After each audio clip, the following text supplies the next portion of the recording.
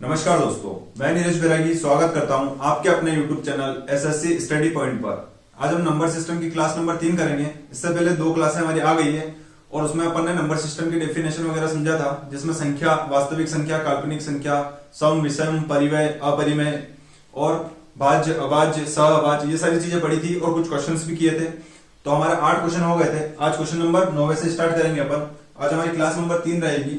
तो देखो, पहला प्रश्न है अपना आज का कि निम्नलिखित कथनों पर विचार करें। 3 क्रमागत प्राकृत संख्याओं के घनों का योग 9 से विभाज्य है। दूसरा है प्रत्येक विषम संख्या 1 से जो कि बड़ी है कि प्रत्येक समघात को 8 से विभाजित करने पर एक शेषफल प्राप्त होता है। तो निम्नलिखित में से कौन सा कथन सही है? तो देखो, पहला वाला अपन देखेंगे तो प्रश्न जो कह रहा है कि 3 क्रमागत प्राकृत संख्याओं के घनों का योग 9 से विभाज्य है। तो 3 प्राकृत संख्या लेंगे अपन, कोई से भी ले सकते हैं, 1, 2 और 3। मैंने 3 प्राकृत संख्या ली और इनके घन भी कर दिए, क्योंकि घनों का योग पूछा है। ठीक है, पूछा नहीं है। घनों का योग जो है वो 9 से विभाज्य होता है, नहीं होता है? तो देखो, 1 का क्यूब कितना हो जाएगा 1, 2 का हो जाएगा 8 और 3 का कितना हो जाएगा 27। ठीक है, अब इन तीनों को जोड़ेंगे अपन तो ये टोटल हो जाएगा 36। तो क्या ये 9 से विभाज्य है? तो अपन देखेंगे 9 से भाग लगाकर, तो ये पूरा 9 से कट रहा है, पूरा 9 से कट रहा है, यानी कि हमारा जो पहला कथन है वो सही हो जाएगा। ठीक है, लेकिन अपन और भी चेक कर लेते हैं, एक और चेक कर लेते हैं क्रमागत लेके। 2, 3 और 4 मैंने क्रमागत ले लिया। अब इनके घन भी करने हैं। ठीक है, तो मैं इसके घन भी कर देता हूं। ये घन कर दिया और इनका योग जो है वो 9 से डिवाइड होना चाहिए। तो इनका योग करूंगा मैं, तो 2 का घन हो जाएगा 8 प्लस 3 का घन हो जाएगा 27 और 4 का घन हो जाएगा 64। ठीक है, अब इन तीनों को वापस जोड़ के 9 से डिवाइड करेंगे तो ये हो जाएगा कितना, 60, 80, 90, 91 और 8, 99, तो 99 आ गया। अब ये भी 9 से विभाज्य हो रहा है, यानी कि 9 से पूरा विभाज्य हो रहा है, यानी हमारा जो पहला कथन है वो सही हो जाएगा। अब अपन दूसरे की बात करेंगे। तो दूसरा क्या है कि प्रत्येक, एक सेकंड इसको क्लियर कर देता हूं। पहला हमारा सही हो गया, दूसरा चेक करेंगे।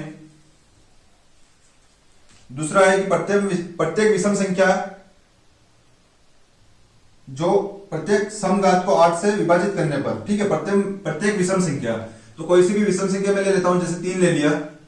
प्रत्येक विषम संख्या क्या ले ली मैंने? 3 ले ली। अब इसकी क्या करना है? समघात करनी है। सम का मतलब 2, 4, 6 कुछ भी घात लगा सकते, तो मैंने 2 लगा ली घात। तो 3 का क्यूब कितना, 3 की घात 2 यानी 9 हो गया। अब 9 को 8 से विभाजित करूंगा तो एक शेषफल बचना चाहिए। तो 8 एकम 8 कितना बच गया? 1 बच गया। तो शेषफल 1 आ रहा है। एक और विषम संख्या चेक करने के लिए ले लेते हैं अपन 5, और 5 का स्क्वायर करके 8 से भाग देते हैं। तो 5 का स्क्वायर कितना हो जाएगा? 25, और इसको 8 से भाग देंगे तो 8 या 24, यानी 1 यहाँ पे भी बच गया। यानी हमारा जो कथन दूसरा वाला कथन है वो भी सही हो जाएगा। ठीक है, तो हमारा पहला प्रश्न जो था उसके दोनों कथन सही है। ठीक है, ऑप्शन नंबर बी हो जाएगा। ठीक है, अगले प्रश्न पे चलेंगे। क्वेश्चन नंबर 10, यदि संख्या 10 की घात n-1 के अंकों का योग, जहां n एक प्राकृतिक संख्या है, 3798 के बराबर है, तो n का मान क्या है? मतलब संख्या क्या है? 10 की घात n-1। ठीक है, और इसका जो मान दे रखा है वो कितना दे रखा है? वो दे रखा है 3798। अब प्रश्न में कहा है कि n जो है वो एक प्राकृतिक संख्या है। प्राकृतिक हमने पढ़ा था पहली क्लास में। प्राकृतिक मतलब 1, 2, 3, 4, अपन कोई भी संख्या इसकी घात ले सकते हैं। तो देखो, मैं 10 की घात अगर 1 लेता हूं, n की जगह में 1 लेता हूं, n का मान मैं अगर 1 रखता हूं यहां पे, तो ये क्या हो जाएगा? n की घात 1 - 1 यानी कितना हो जाएगा? 9 हो जाएगा। ठीक है, उसी तरीके से अगर मैं n की जगह 2 रखता हूं, 10 की जगह 10 का स्क्वायर -1 कितना हो जाएगा? 99 हो जाएगा। 10 की घात 2 - 1 बराबर कितना हो गया? 99 हो गया। अगर मैं n की जगह 3 रखता हूं तो 10 की घात 3 - 1 बराबर कितना हो जाएगा? 999 हो जाएगा। यानी मैं ऐसा करते जाऊंगा, n की जगह अपन कुछ भी रख सकते हैं, प्राकृतिक होना चाहिए बस n। तो अब मैं यहाँ पे एक चीज देखना कि जब मान n का 1 ले रहा हूं तो एक बार 9 आ रहा है। 10 की घात n की जगह में 2 ले रहा हूं तो 99 आ रहा है। क्यूब कर रहा हूं यानी घात 3 ले रहा हूं तो 3 बार 9 आ रहा है। मतलब अगर मैं इस 10 की घात को n ही रहने दूं और उसमें से माइनस करूं तो 9 कितनी बार आएगा? तो 9 कितनी बार आएगा? 9 कितनी बार आएगा? तो ऐसे 9 9 करते करते कितनी बार आएगा, n बार आएगा। ठीक है, अब मुझे यदि इनका योग करना है, ठीक है, अगर मैं इनका योग करूंगा, क्योंकि 10 की घात 1 माइनस 1 का योग दे रखा है ये, तो अगर मैं 10 की घात 3 माइनस 1 या 10 की घात 2 माइनस 1 का योग करूंगा तो क्या करूंगा, 9 प्लस 9, जैसे ये है तो 9 प्लस 9 करूंगा, इसको 9 प्लस 9 प्लस 9 करूंगा, इन दोनों को जोड़ूंगा कितना आएगा 18। यानी क्या किया, 9 2 बार है तो 9 का गुणा 2 बार कर दिया, यहाँ पे 9 3 बार है, ये 27 आ रहा है, तो 9 का गुणा कितनी बार कर दिया, 3 बार कर दिया। ठीक है, तो यहाँ पे 9 कितनी बार आ रहा है, n बार आ रहा है, यानी कि 10 की घात n माइनस 1 की जगह में क्या लिख सकता हूं, 9n लिख सकता हूं। ठीक है, यही 10 की घात n माइनस 1 का योग कितना है, 9n है। तो इस 9n का मान कितना दे रखा है, इस 9n का मान कितना दे रखा है अपन को प्रश्न में, 3798,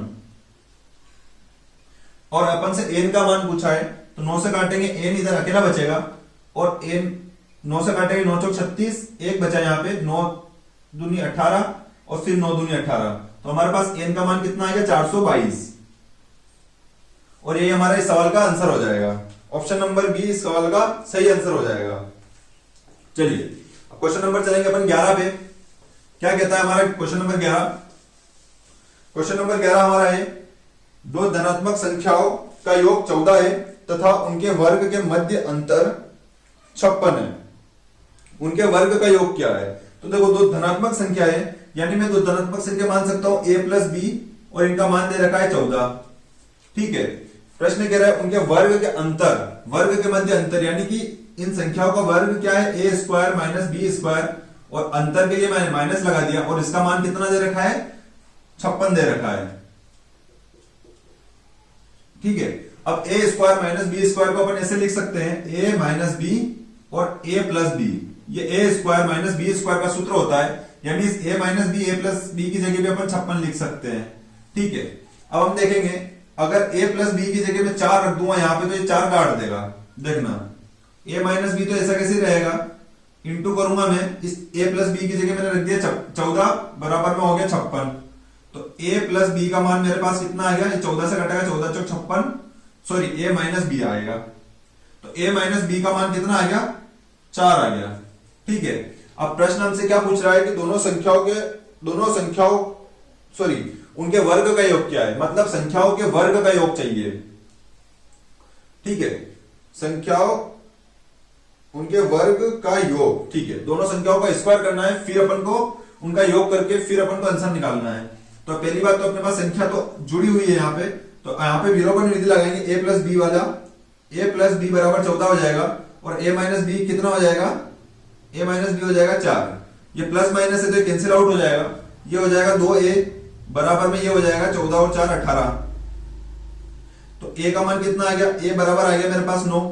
अगर a और b दोनों मिलकर 14 बन रहे हैं, उसमें से a 9 है तो b कितना होगा, b 4 होगा, फिर सॉरी 5 होगा, या अपन a प्लस बी में मान रखेंगे ऐसे, तो इसको ऐसे करेंगे, a की जगह रख दिया मैंने, इसमें देखना a की जगह रख दिया 9, और b की जगह मैंने कुछ भी नहीं रखा, b का मान निकालना है, बराबर में 14 दे रखा है, तो ये b ऐसा कैसे रहेगा, ये 14 माइनस 9 बराबर b का मान कितना आ गया, 5 आ गया। ठीक है, तो हमारी दो संख्या आ गई, a बराबर 9 और b बराबर 5। अब इनका स्क्वायर करेंगे तो 9 का स्क्वायर 81 हो गया, और 5 का स्क्वायर कितना हो गया, 25 हो गया, दोनों का योग करना है तो कितना हो जाएगा, 106, और ये हमारे सवाल का आंसर हो जाएगा। ये तो मैंने आपको पूरी डेफिनेशन बताई है सवाल की, लेकिन इसके बाद एक क्वेश्चन ऐसा कैसा दूंगा मैं, ये इसका आंसर हो गया 106। अगला क्वेश्चन करेंगे अपन। अगला क्वेश्चन देखो सेम टू सेम है कि यदि दो संख्याओं के बीच अंतर 6 है और उनके वर्गों के बीच अंतर 60 है, तो उनके गणों का योग ज्ञात करें। तो देखो दो संख्याओं के बीच अंतर कितना दे रखा है, a माइनस बी बराबर दे रखा है 6 के, और वर्गों के बीच अंतर दे रखा है a माइनस बी, यानी a square minus B square बराबर दे रखा है 60 के। ठीक है, अब अपन a प्लस बी निकाल देंगे तो अपन को a का मान और b का मान दोनों पता चल जाएगा। तो देखो यहाँ पे मैं इसको कैसे लिख सकता हूँ, a minus B a plus B, जैसा कि इससे पहले पिछले प्रश्न में किया था, बराबर 60। तो इतना अपन को लिखकर करने की जरूरत नहीं, डायरेक्ट दिमाग में आना चाहिए कि हाँ a माइनस बी और a प्लस बी बराबर होगा 60 के। तो a माइनस बी की जगह तो 6 लिख सकते हैं, तो यहाँ पे a माइनस बी आ रहा है, तो वो 6 जो है, ये 6 जो 60 को काटेगा तो बराबर में 10 बचेगा, और इधर a प्लस बी रहेगा। ठीक है, a प्लस बी का मान अपने पास 10 आ जाएगा, तो यहाँ पे अपन a प्लस बी बराबर 10 लिख देंगे। ठीक है, a प्लस बी बराबर 10 लिख देंगे। अब वापिस से इसे काट वाट करने की जरूरत नहीं है, अगर एक माइनस में एक प्लस में है संख्या और सेम है, देखो a प्लस बी इसके साथ में कोई भी किसी भी संख्या से गुणा नहीं हो रहा है, तो अपन डायरेक्ट इनको जोड़ लेंगे। पहले दोनों को जोड़ेंगे तो 16 का आधा कितना हो गया 8, तो a का मान हो जाएगा 8 और दोनों को घटाएंगे, बड़ी संख्या a रहेगी, छोटी संख्या b रहेगी, क्योंकि a में से b घट रहा है यानी कि बड़ी संख्या a ही होगी। चलिए अब ये दोनों को जोड़ के आधा कर लिया, अब दोनों को जोड़ के दोनों को माइनस करके आधा कर देंगे, तो 10 और 16, 10 में से 6 गया तो 4 बचा, और 4 का आधा कितना हो जाएगा 2, तो b का मान कितना आ जाएगा 2 आ जाएगा अपने पास।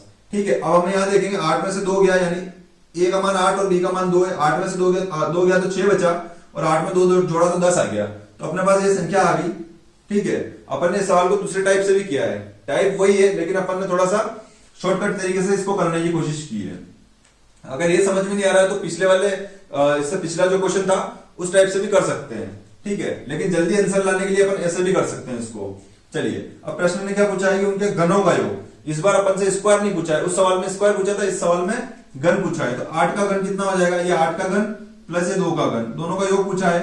8 का घन हो गया 512 प्लस करेंगे 2 का घन हो गया 8, तो कितना हो जाएगा घनों का योग 520, और यही हमारे इस सवाल का आंसर हो जाएगा। ठीक है, ऑप्शन नंबर बी इस सवाल का आंसर हो जाएगा। चलेंगे अगले क्वेश्चन पे। क्वेश्चन नंबर 13 है हमारा। क्वेश्चन नंबर 13 है हमारा, दो प्राकृतिक क्रमागत विषम संख्याओं का के वर्गों का योगफल 394 है, तो उन संख्याओं का योगफल क्या है। देखो मैं इस क्वेश्चन को दो तरीके से कराऊंगा, एक तो ये सवाल किस तरीके से होता है वो तरीका बताऊंगा, और शॉर्ट तरीके से इसको कैसे कर सकते हैं वो भी बताऊंगा। सबसे पहले तो दो प्राकृतिक क्रमागत विषम संख्या लेनी है, तो देखो पहली संख्या x है, जैसे अपन इसको क्रम से चलाएंगे, मान लो पहली संख्या अपन ने x माना, तो दूसरी क्या होगी x प्लस 1 होगी, तीसरी क्या होगी x प्लस 2 होगी, चौथी क्या होगी x प्लस 3 होगी, इस टाइप से चलती जाएगी। ठीक है, क्रमागत मैंने समझाया था ऐसी चलेगी। अब हम देखेंगे कि अपन ने एक संख्या पढ़ी थी, भाज्य संख्या और अभाज्य संख्या, सॉरी विषम संख्या सम संख्या, ये चीजें पढ़ी थी। तो दो लगातार संख्याओं में से एक संख्या हमेशा सम होगी और एक संख्या हमेशा विषम होगी, ये चीज भी अपन ने पढ़ी थी क्लास नंबर 1 में।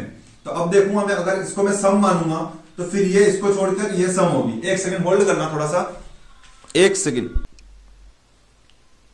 चलिए अब हम देखेंगे, अगर मैंने इसको सम माना है तो ये भी सम होगी, फिर आने वाली अगली संख्या एक को छोड़कर एक सम होगी। ठीक है, ये सम है तो ये विषम होगी, यानी कि दो क्रमागत विषम संख्या लेने के लिए मैं क्या करूंगा, अगर पहली संख्या विषम लूंगा, अगर मैं पहली संख्या विषम को लूंगा तो दूसरी संख्या विषम क्या होगी क्रमागत में x प्लस 2। ठीक है, अब ये प्रश्न कह रहा है कि दो क्रमागत विषम संख्याओं के वर्गों का योगफल, यानी इसका भी वर्ग कर दूं और इसका भी वर्ग कर दूं और फिर इसका योग कर दूं, क्योंकि योगफल बोला है। ठीक है, तो योगफल कितना दे रखा है 394 दे रखा है, दो विषम क्रमागत संख्याओं का योगफल 394 दे रखा है। अब क्या करेंगे, इसको सोल्व करेंगे। चलिए सोल्व करेंगे तो ये हो जाएगा x स्क्वायर और x प्लस 2 का स्क्वायर क्या होता है, ये हो जाएगा a square plus b square plus 2ab, इस फॉर्मेट में खुलेगा ये, तो ये हो जाएगा, ये तो x स्क्वायर हो गया प्लस ये हो जाएगा x square plus b square मतलब 4 प्लस 2ab यानी कि 4x बराबर हो जाएगा 394 के।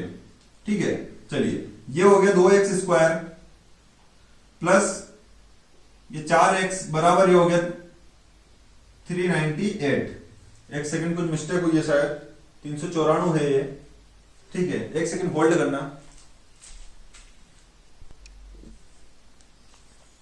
चलिए मिस्टेक अपन ने ये की है कि ये जो प्लस का 4 है उधर जाके माइनस का होगा, तो 394 में माइनस होगा 4 तो 390 बचेगा। ठीक है, चलिए अब यहां से अपन कुछ कॉमन निकल रहा है सब में, तो 2 कॉमन निकल रहा है, 2 कॉमन निकाल देंगे तो यहां बचेगा x स्क्वायर, ये 2 कॉमन निकाल दिया, यहाँ x स्क्वायर बचा प्लस यहाँ पे 2x बचेगा। ठीक है, और बराबर में यहाँ पे भी 2 कॉमन निकलेगा, तो 2 एकम 2, 2 नीम 18 और 2 पांजे हो गया 10। ठीक है, चलिए अब क्या करेंगे,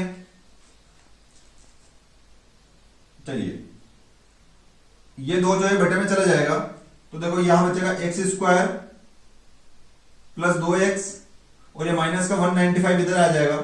वैसे अपन इस 2 से इसको काट भी सकते हैं, लेकिन काटेंगे तो फिर वो पॉइंट में चला जाएगा, इसलिए इसको पूरे को पूरे इधर ले आया।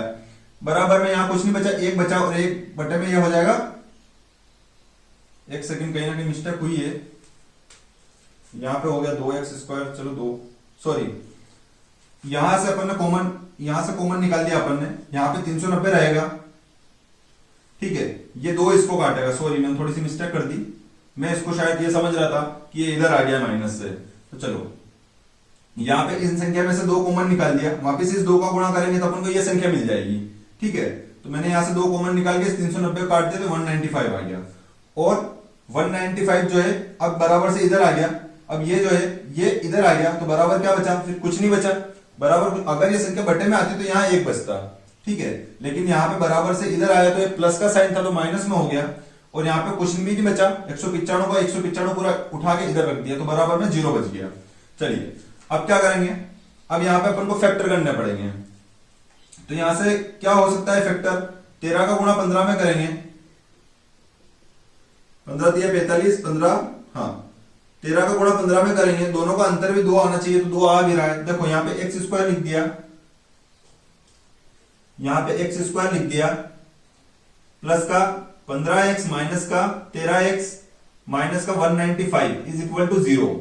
तो देखो 15 13 गुणा किया तो 95 आना चाहिए, और 15 में से 13 गया तो 2 आना चाहिए, तो ये अपन ने कर दिया। अब इसके फैक्टर करेंगे तो x कॉमन निकालेंगे तो x प्लस 15 बचेगा, और यहां से माइनस का 13 निकालेंगे कॉमन तो x माइनस 15 बचेगा। सॉरी ये माइनस है तो प्लस हो जाएगा, क्योंकि माइनस का 13 कॉमन निकला है। अब ये माइनस का माइनस में गुणा होगा तो माइनस माइनस प्लस हो जाएगा, तो अंदर आगे प्लस बच गया, बराबर में हो गया 0। ये x प्लस 15 बराबर 0 लिख देंगे अपन, क्योंकि 2 बार तो 1 बार लिख दिया, और x माइनस 13 बराबर 0 लिख देंगे, ठीक है। तो ये जो प्लस का 15 है उधर जाके माइनस का हो जाएगा, यानी x का मान कितना आ जाएगा, माइनस का 15, और इधर x का मान कितना आ जाएगा, प्लस का 13, ठीक है। अब हम देखेंगे दोनों संख्या हमारी आ गई है। हमारी संख्या जो थी, पहली संख्या x थी, तो x का मान 15 आ गया, दूसरी संख्या क्या थी, x प्लस 2 थी, तो दूसरी संख्या x आ गई। चलिए अब क्या करेंगे अपन, अब हम देखेंगे ये हो गया 13, देखो पहली संख्या x है, x की जगह तो माइनस 15 लिख दिया। प्रश्न ने क्या किया, संख्याओं का योगफल, तो ये होगी पहली संख्या, और दूसरी संख्या क्या हो जाएगी हमारी 13 प्लस 2, 13 प्लस 2 15। एक सेकंड होल्ड करना। चलिए अब x की जगह देखो एक संख्या x थी और एक संख्या x प्लस 2 थी, तो अगर मैं यहां पे माइनस का 15 रख दूंगा, ठीक है, तो ये तो हमारी जो क्रमागत प्राकृतिक नहीं है, माइनस का प्राकृतिक नहीं होगा, ठीक है। प्राकृतिक संख्या कौन सी होती है, 1 2 3 ऐसे चलती है, माइनस में प्राकृतिक संख्या नहीं होती है। तो x की जगह 15 में नहीं रख सकता, तो मुझे क्या रखना पड़ेगा, 13 रखना पड़ेगा। तो x की जगह मैंने 13 ले लिया, और x की जगह यहाँ माइनस 15 प्लस यहाँ पे 2 लिख दिया, ठीक है। ये हमारी दोनों संख्या हो गई, तो पहली संख्या 13 हो गई, और दूसरी संख्या कितनी हो जाएगी, 15 में से 2 गया तो 15 में से 2 गया तो यहाँ पे ये माइनस का आ रहा है। चलिए थोड़ी सी मिस्टेक हुई है, यहाँ पे देखेंगे प्राकृतिक संख्या है, तो प्राकृतिक में माइनस तो लेना नहीं है अपन को, प्लस ही लेना है, तो यहाँ पे मैं प्लस वाला संख्या ले लूंगा। तो 13 यहाँ पे ली, तो यहाँ पे भी अपन 13 रखेंगे। अगर यहाँ पे मैं माइनस रखता तो भी सवाल हो जाता, लेकिन माइनस रखने के बाद इसको जोड़ने पर प्लस बनना चाहिए था, लेकिन नहीं बन रहा है तो अपन 13 लेंगे, ठीक है। 13 और 2 कितना हो जाएगा, 15 हो जाएगा। अब इन दोनों विषम संख्याओं का जो है, देखो क्रमागत भी आ रही है, 13 के बाद विषम संख्या कौन सी है, 15, तो इन दोनों को जोड़ेंगे तो दोनों का योगफल पूछा है कितना हो जाएगा, 28 हो जाएगा। चलिए ये तो हो गई मेथड टाइप से करेंगे, इसमें मेरे को भी कहीं कहीं दिक्कत आ गई, तो अपन को इस टाइप से तो करना नहीं है, बिल्कुल भी नहीं करना है, वरना एग्जाम में समय खराब हो जाएगा, ठीक है। होता किस तरीके से ये सवाल वो बता दिया है, लेकिन अपन को अब इसको कैसे करेंगे, अपन शॉर्टकट तरीके से कैसे करेंगे, तो हम देखेंगे कि 394 दो विषम संख्याओं के वर्गों का योगफल है। ये जो है ये किन्हीं दो संख्याओं के वर्गों का योगफल है। अब मैं अगर देखता हूं कि दो संख्या कोई सी भी ले लूं, 10 और 10, ठीक है, दोनों प्राकृतिक है, दोनों का वर्ग करूंगा तो ये भी 100 हो जाएगा और ये भी 100 हो जाएगा, ठीक है।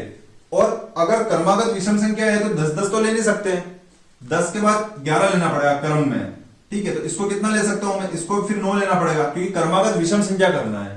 तो ये हो जाएगा 81 और ये हो जाएगा 121, ठीक है। ये समझाने के लिए लिखा था, यानी कि अगर मैं दो संख्याओं का वर्ग करता हूं, ठीक है, तो ये 200 के आसपास आएगा। अब संख्या जो है, दो संख्याओं का जो वर्ग है वो 400 के बराबर है, यानी अपन को दो संख्या ऐसी लेनी पड़ेगी जिनका स्क्वायर करने पर दोनों पास पास भी रहनी चाहिए संख्या, और स्क्वायर करने पर 400 के आसपास हो जाए। तो मैं देखूंगा यहाँ पे 20 का स्क्वायर होता है 400, यानी एक संख्या में 19 ले सकता हूं और एक संख्या में 21 ले सकता हूं। ठीक है, तो 21 का वर्ग तो ज्यादा हो जाएगा, 441 तो ये अकेले ही बना देगा, तो यहाँ पे ये नहीं ले सकते। ठीक है, 19 का भी 381 हो जाएगा, तो ये भी नहीं ले सकते। हम देखेंगे 15 का भी नहीं ले सकते। चलिए 15 का ले लेते हैं। 15 का स्क्वायर कितना हो जाएगा? 225। अब अगर 15 का या 16 का लेंगे तो इससे ज्यादा हो जाएगा, तो यहाँ पे मैं 13 का स्क्वायर ले सकता हूं, तो 13 का स्क्वायर हो जाएगा 169। ठीक है, मतलब मैंने ऐसे स्क्वायर लिए जो स्क्वायर को जोड़ने पे 394 के आसपास आ जाए। तो मैंने दो संख्या ली, 15 और 13 दोनों क्रमागत भी है। ठीक है, 13 और 15 लिख सकते हैं, दोनों क्रमागत भी है। इन दोनों के स्क्वायर को अगर मैं जोड़ूंगा तो 9 और 5 4 आ गया, 6 और 3 9 आ गया, और 1 और 2 3 हो गया। तो इन दोनों का योगफल कितना हो रहा है? 394 हो रहा है। और इतनी सी स्टेप पे हमारा आंसर आ गया। सिर्फ थोड़ा सा सोचना है कि ऐसी कौन सी दो संख्या है जो 400 के आसपास आ जाए, यानी 394 के आसपास आ जाए। तो हमारा आंसर, एक सेकंड होल्ड करना, हमारा आंसर हो जाएगा 13 और 15। नहीं, हमारा आंसर 13 और 15 ऑप्शन में नहीं है। ऑप्शन कह रहा है कि संख्याओं का योगफल, यानी इन दोनों संख्याओं का योगफल पूछा है। तो 13 और 15 कितना हो जाएगा? 13 और 15 28 हो जाएगा। तो हमारा आंसर क्या हो जाएगा? 28। ठीक है, चलिए अगले प्रश्न पे चलेंगे। प्रश्न नंबर है हमारा अगला 14। यदि एल बराबर A square plus B square plus C square है। ठीक है, एल बराबर एक कंडीशन दे रखी है। एल बराबर क्या है? A square plus B square plus C square, ये दे रखा है। जहां ए और बी क्रमागत है, मतलब ये दोनों क्रम में चल रहे हैं, और सी का जो मान है वो इन दोनों के गुणे के बराबर है, यानी सी का जो मान है ए इंटू बी के बराबर है। तो मैं यहां पे क्रमागत मान लेता हूं, इसको मान लेता हूं 2, इसको मान लेता हूं 3। ठीक है, क्रम में लेना है, कोई सी भी संख्या ले सकते हो, 1 2 2 3 5 7 सॉरी 5 6 11 12 कुछ भी ले सकते हो। ठीक है, अब सी का जो मान है वो ए इंटू बी यानी 2 3 6 के बराबर है। तो हमारे पास तीनों संख्याएं आ गई, हमारे पास तीनों संख्या आ गई। अब इसका पहला कथन है कि एक सम संख्या और यह एक पूर्णांक का वर्ग नहीं है। देखो, सम संख्या और पूर्णांक का वर्ग नहीं है, तो ये विषम आ रही है, इन तीनों को जोड़ेंगे तो 11 आ जाएगा। ठीक है, तो पहला कथन तो हमारा गलत हो गया। चलिए दूसरा क्या है? पहला कथन तो हमारा गलत हो गया। एक सेकेंड, कितने हैं इसमें? 4 है, ए बी सी डी है ना, ए बी सी डी। चलिए कथन नहीं है तो ऑप्शन ही है डायरेक्ट। अब प्रश्न कह रहा है एक विषम संख्या और एक पूर्णांक का वर्ग नहीं है। एक विषम संख्या और एक पूर्णांक का वर्ग नहीं है। एक सम संख्या और एक पूर्णांक का वर्ग नहीं है, तो एक सम संख्या, अच्छा एल का मान है, तो एल का मान क्या होगा? इन तीनों, सॉरी थोड़ा सा मिस्टेक हो गई है, देखेंगे। एल का मान निकालना है, एल का मान कैसे निकलेगा? स्क्वायर है सब में, तो यहां पे ये 2 का स्क्वायर कितना हो जाएगा? 4, 3 का स्क्वायर 9 और 6 का स्क्वायर 36। प्रश्न कह रहा है कि एक सम संख्या, सॉरी ऑप्शन है कि एक सम संख्या यह एक पूर्णांक का वर्ग नहीं है। तो एल का मान देखते हैं सबसे पहले, एल का मान है क्या? तो देखेंगे 36 और 4 40 और 49। ठीक है, अब प्रश्न कह रहा है सम संख्या, तो ये सम संख्या नहीं है। पहला ऑप्शन है कि सम संख्या तो नहीं है और पूर्णांक का वर्ग नहीं है, तो ये किसी पूर्णांक यानी 7 का वर्ग है। ठीक है, तो ये हो जाएगा पहला गलत। दूसरा देखेंगे कि एक विषम संख्या, चलिए विषम संख्या है, बिल्कुल है, और एक पूर्णांक का वर्ग नहीं है, लेकिन पूर्णांक का तो वर्ग है, तो दूसरा गलत हो जाएगा। तीसरा देखेंगे एक सम पूर्णांक का वर्ग है, तो सम पूर्णांक का वर्ग है, वर्ग तो है लेकिन सम पूर्णांक का नहीं है, विषम पूर्णांक का है, 7 का वर्ग है ये, तो ये भी तीसरा गलत हो गया। चौथा बोल रहा है एक विषम संख्या का पूर्णांक है, तो ये विषम संख्या है और पूर्णांक विषम संख्या है और इसका वर्ग है, तो 7 का वर्ग ही 49 है, यानी डी वाला हमारा सही हो जाएगा। ठीक है, चलिए क्वेश्चन नंबर 15 पे चलेंगे। यदि n प्राकृतिक संख्या है तो n के कितने मानों के लिए 3n प्लस 4 का स्क्वायर बटे n प्लस 2 भी एक पूर्णांक है?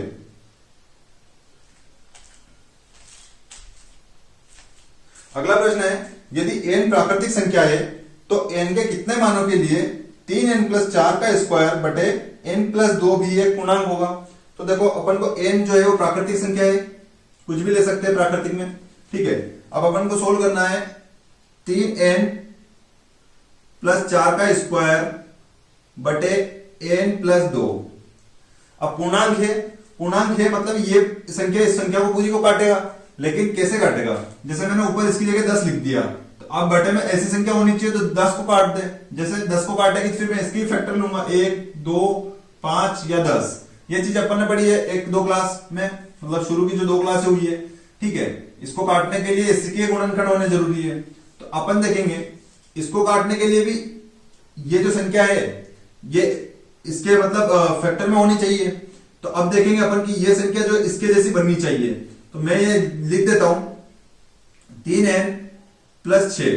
तो देखो 3n प्लस 6 इसका गुणा 3 बार करूंगा मैं, जैसे n प्लस 2 का गुणा अगर मैंने 3 में किया तो ये हो जाएगा 3n प्लस 6, ठीक है। थोड़ा सा सोचना पड़ेगा इसके लिए, तो अपन देखेंगे 3n प्लस 6 लिख दिया, ठीक है। लेकिन 4 है तो 4 की जगह मैंने 6 कैसे लिख दिया, मेरे को इसमें से 2 भी माइनस करना पड़ेगा, तो मैंने 2 माइनस कर दिया तो वापिस से 3n प्लस 4 जैसे ही हो गया है, ठीक है। और स्क्वायर कर दिया बटे में n प्लस 2 है, ठीक है। चलिए अब मैं अगर इसको पूरे को a मान लूं और इसको b मान लूं, तो a माइनस बी के होल स्क्वायर, सॉरी यहाँ पे, हाँ ठीक है, a माइनस बी के होल स्क्वायर का सूत्र हो गया। तो यहां पे लगाऊंगा a स्क्वायर यानी कि 3n प्लस 6 का स्क्वायर माइनस 2 का, सॉरी ये तो पूरा a हो गया ना, ठीक है। इसको बोलेंगे a स्क्वायर, तो इसका स्क्वायर करेंगे तो क्या आएगा, इसका स्क्वायर करेंगे तो ये हो जाएगा 3n यानी 3 9n स्क्वायर।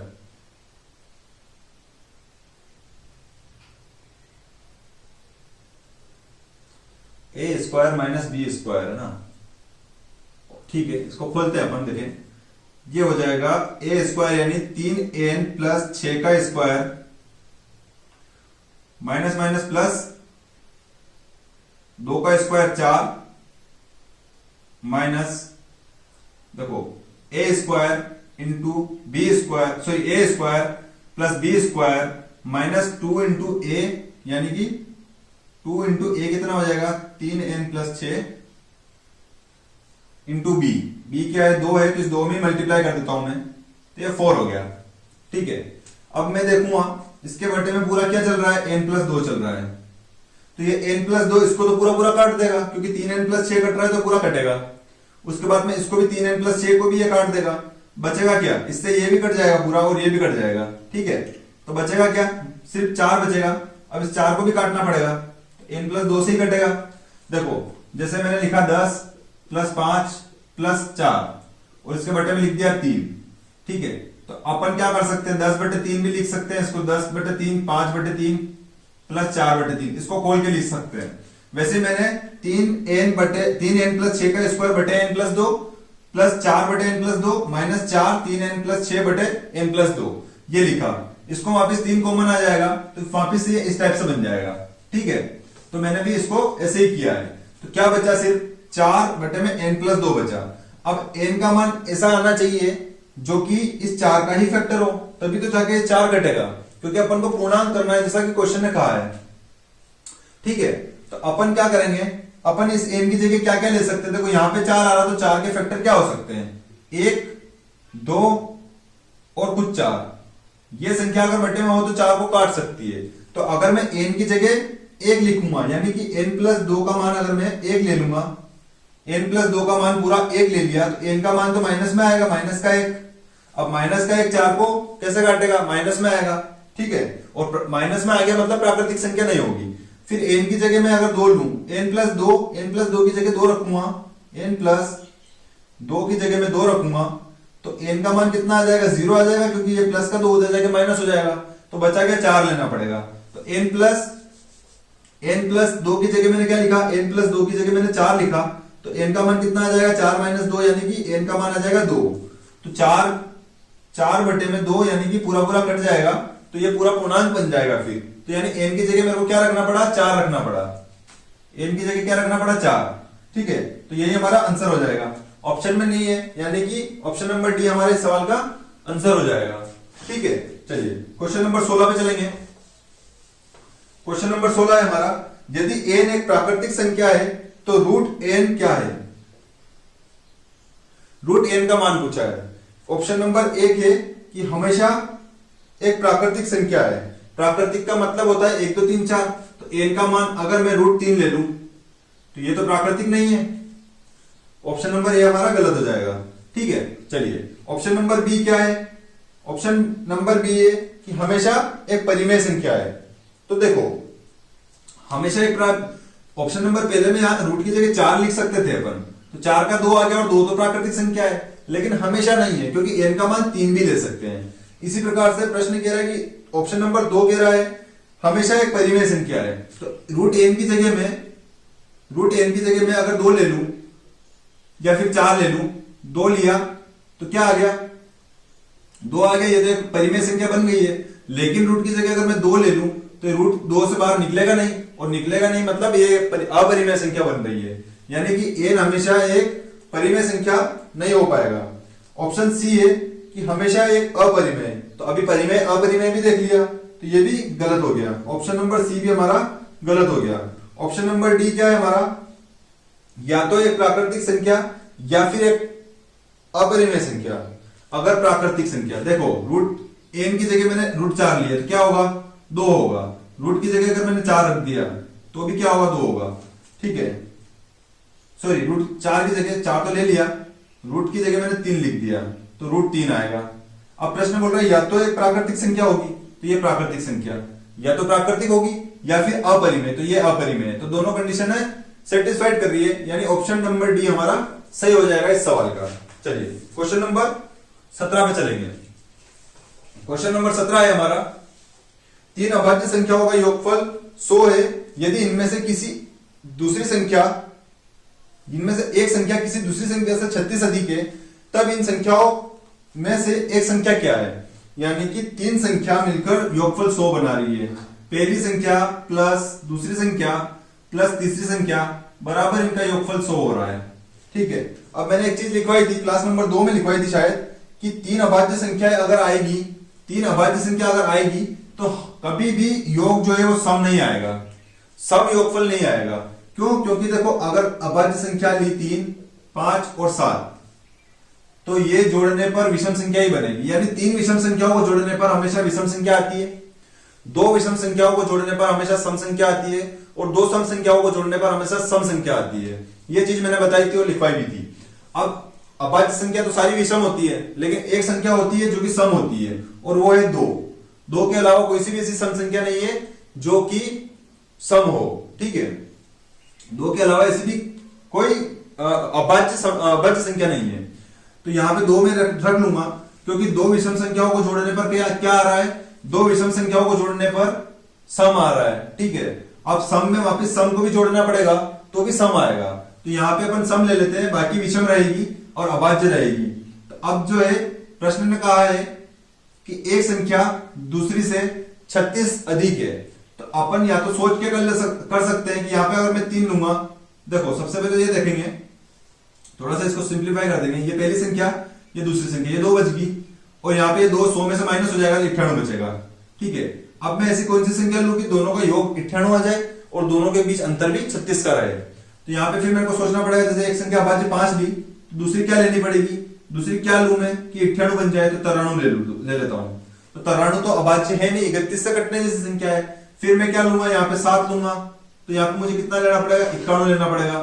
ठीक है, तो 91 भी एक भाज्य संख्या है। ठीक है, अच्छा भाज्य थोड़ी है, हाँ अभाज्य है, तो ये जो है ये तो भाज्य है। फिर मैं 9 लूंगा तो 9 तो भाज्य है। फिर 11 ले लेता हूं यहाँ पे, अब 11 लूंगा तो फिर यहाँ पे ऐसी कौन सी संख्या लूं 98 आ जाए। फिर सेटिस्फाइड होने के बाद 36 का अंतर भी आना चाहिए। तो इतना सोचने की जरूरत नहीं है, इतना कुछ करने की जरूरत नहीं है। दोनों का अंतर कितना दे रखा है? 36 दे रखा है। दोनों का योग कितना दे रखा है? 98 दे रखा है।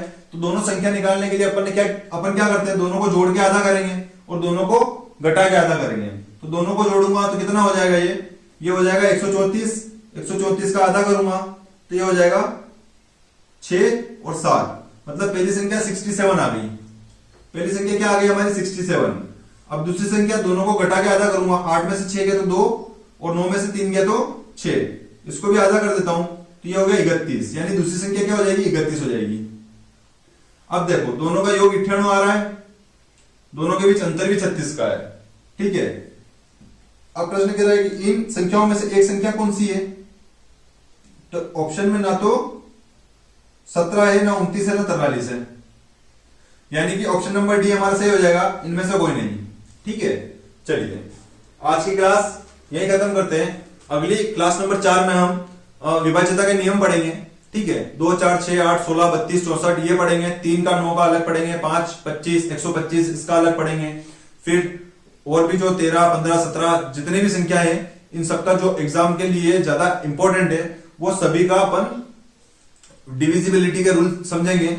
और अभी जो आरपीएफ की भर्ती आ गई है जिसके फॉर्म भराने शुरू हो जाएंगे 1-2 दिन में, शायद 15 तारीख बता रखी है, उसके बाद में ग्रुप डी भी आने वाली है और एनटीपीसी भी आने वाली है। और मैं जो ये क्लास ले रहा हूं, मैं जो गणित के चैप्टर लेने का मैंने सोचा है कि मैं सारे गणित के चैप्टर कराऊं, ये जो है आरपीएफ के लिए और एनटीपीसी ग्रुप डी के लिए बहुत इंपॉर्टेंट रहेंगे। इसके अलावा आप कुछ मत पढ़ना, सिर्फ जितना मैं ये कंटेंट बता रहा हूं यहाँ पे इतना पढ़ लेना, आपकी मैथ्स में कहीं से कहीं तक कोई भी दिक्कत नहीं आएगी, ये मेरा प्रॉमिस है। चलिए मिलते हैं अगली क्लास में, तब तक के लिए थैंक यू।